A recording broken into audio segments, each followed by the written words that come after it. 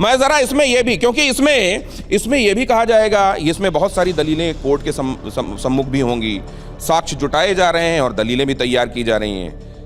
आपको क्या लगता है सर, एडवोकेट होने की हैसियत से, अगर ये कहा जाए कोई पहुंचे कटघरे में और ये कहे कि साहब मैंने भरोसा किया था और मेरे साथ भरोसे में छल किया गया है, मैं इसमें लिप्त नहीं था, जिन पर मैंने भरोसा किया उन्होंने मुझको अंधेरे में रखा। देखिए, आपके इस सवाल का जवाब देने से पहले मैं एक और सवाल का जवाब देना चाहूँगा कि आपने अभी कहा था कि चंपत राय जी का इस्तीफा मंजूर नहीं हुआ है। इतनी इमरजेंसी है, ट्रस्ट अपनी जो है ना ऑनलाइन मीटिंग बुला के इस पर फैसला कर सकती है। वो आज चाहे तो विद इन आवर और सो वो इस रेजिग्नेशन को एक्सेप्ट कर सकती हैं, जिससे एक कंट्रोवर्सी खत्म हो सकती है। पहले दिन से सवाल उठ रहा है और इसी लगता है मुझको कुछ प्रीपोन्ड किया गया, जो 11 तारीख थी उसी दबाव में प्रीपोन्ड हुआ। लेकिन ये कोविड ने हमको सिखा दिया है कि महत्वपूर्ण मामलों में बहुत देरी की जरूरत नहीं है, ऑनलाइन मीटिंग अरेंज कीजिए, फैसला कीजिए। नहीं, कोविड में एक बात और बता दूं, सर्वोच्च न्यायालय का निर्णय ये है कि आप ऑनलाइन हियरिंग कर सकते हैं, ऑनलाइन आप प्लीडिंग्स फाइल कर सकते हैं, ऑनलाइन आप सारा काम कर सकते हैं। सुप्रीम कोर्ट ऑनलाइन सुनवाई कर सकती है। और आपका एक महत्वपूर्ण आदमी है जो चंपत राय हैं,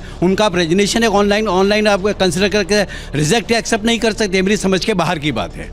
ये पहला पॉइंट है। दूसरा जो आप कहते हैं भरोसा, मैंने भरोसा किया, उसने छल किया, मैं इसको नहीं मानता ये भरोसे वाला है। चंपत राय ने यही बात कही है। देखिए, जो भी व्यक्ति है वो अपने डिफेंस में कुछ भी कह सकता है, लेकिन जो फैक्ट्स अभी तक सामने आ रहे हैं उसके हिसाब से ये भरोसे वाला केस नहीं कि भरोसे के बेसिस पे ये हुआ हो और उनको पता नहीं हो, ऐसा लगता नहीं है प्राइमा फेसी। ऐसा लगता नहीं है प्राइमा फेसी, ऐसा नहीं लगता है। सीताराम जी कुछ कहने के लिए उद्यत हैं, लेकिन उससे पहले एक महत्वपूर्ण खबर इसी मामले से जुड़ी हुई आपके सामने। इस मामले में अब एक और नया किरदार जुड़ गया। यह खबर दिखाइए, चढ़ावा चोरी केस में राम मंदिर ट्रस्ट के कोषाध्यक्ष गोविंद देवगिरी से पूछताछ होगी।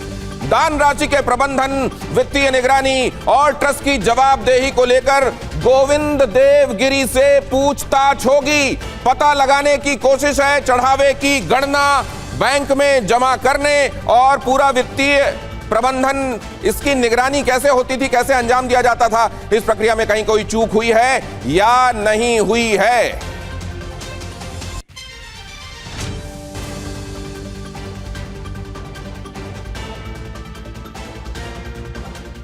नरेंद्र देवगिरी मंदिर ट्रस्ट के कोषाध्यक्ष हैं और उनसे जब इस बारे में सवाल पूछा गया तो गोविंद देवगिरी उन्होंने एक चुप्पी साध ली।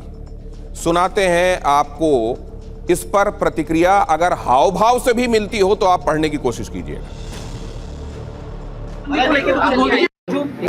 मंदिर को लेकर चुप क्यों है महाराज जी? राम मंदिर को लेकर चुप क्यों है महाराज जी? राम मंदिर के लिए आप बोल दीजिए, आपके चुप रहने से पूरे मामले को। महाराज जी, राम मंदिर के लिए कुछ बोल दीजिए। ये आपने देख लिया। अब जरा यहां पर ये देखिए, क्या वाकई ये सवाल उठाया जा रहा है?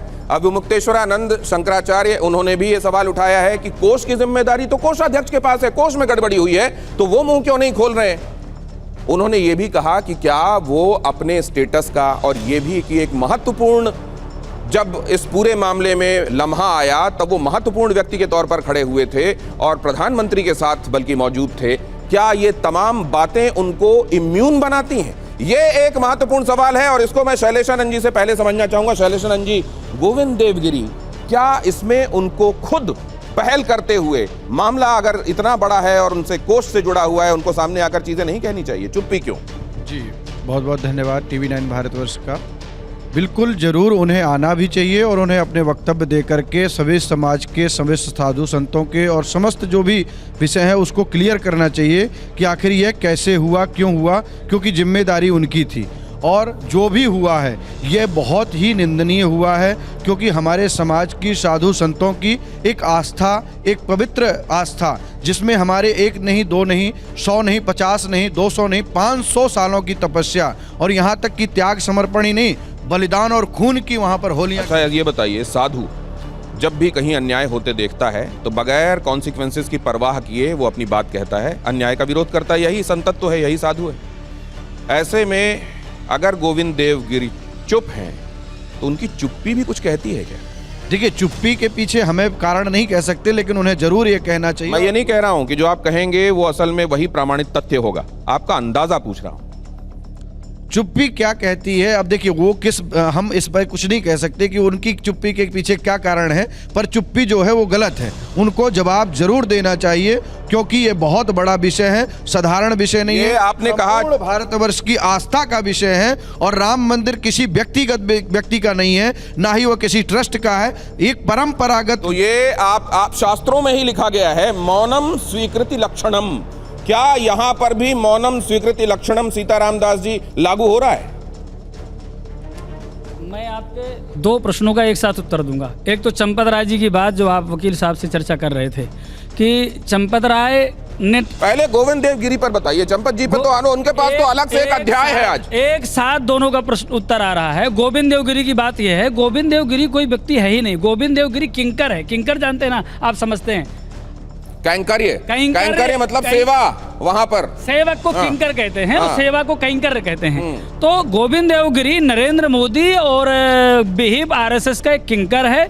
वो व्यक्ति बोल ही नहीं सकता, बोलने की सामर्थ्य नहीं है कि वो कुछ बोले। मुझे ये लगता है सीताराम दास जी कि एकदम से तमाम नाम लेने लगना, बड़े बड़े लोगों का नाम लेने लगना, ये मुझे लगता है गैर जिम्मेदारी है। मुझे ये लगता है कि अभी गोविंद देवगिरी की भूमिका पर अगर बात हो रही है तो आप उस पर प्रकाश डालें। नहीं, गोविंद देवगिरी, इसलिए मैं उसको प्रकाश नहीं डाल रहा हूं क्योंकि मुझे पता है अच्छी तरह से कि गोविंद देवगिरी नरेंद्र मोदी, अमित शाह और चंपत राय आदि का चेला है। ये जो आप इस तरीके से, मैं एक बात समझना चाहता हूं, मैं एक बात ये समझना चाहता हूं कि देश के सबसे महत्वपूर्ण पद पर बैठे हुए व्यक्ति, वो प्रधानमंत्री ऐसे हवा में नहीं बन गए।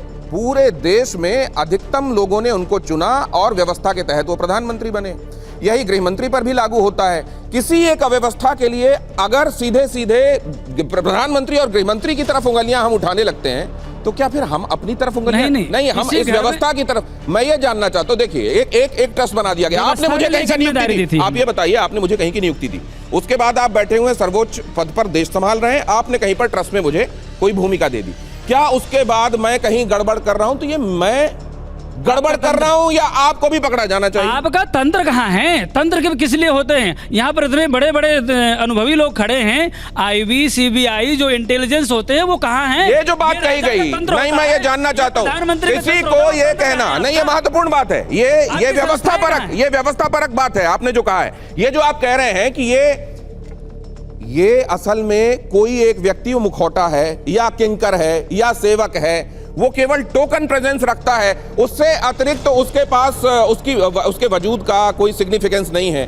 क्या ऐसा कहकर किसी को बचाया जा सकता है? किसी पद पर कोई व्यक्ति बैठा हुआ है, उसकी जिम्मेदारी उससे क्यों ना पूछी जाए?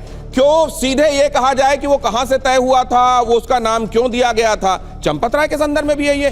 कितने सालों की तपस्या वीएचपी खुद बताती है, किस तरीके से उनके कुर्ते में जेब नहीं होती, कहा जाता है 2 जोड़ी कपड़ा होता है, रामदानी की खिचड़ी खाते हैं। ये आपकी क्रेडिबिलिटी है, ये आपका ट्रैक रिकॉर्ड है, लेकिन क्या उस वजह से आपको इम्यूनिटी मिल जाएगी? ये बड़े सवाल हैं।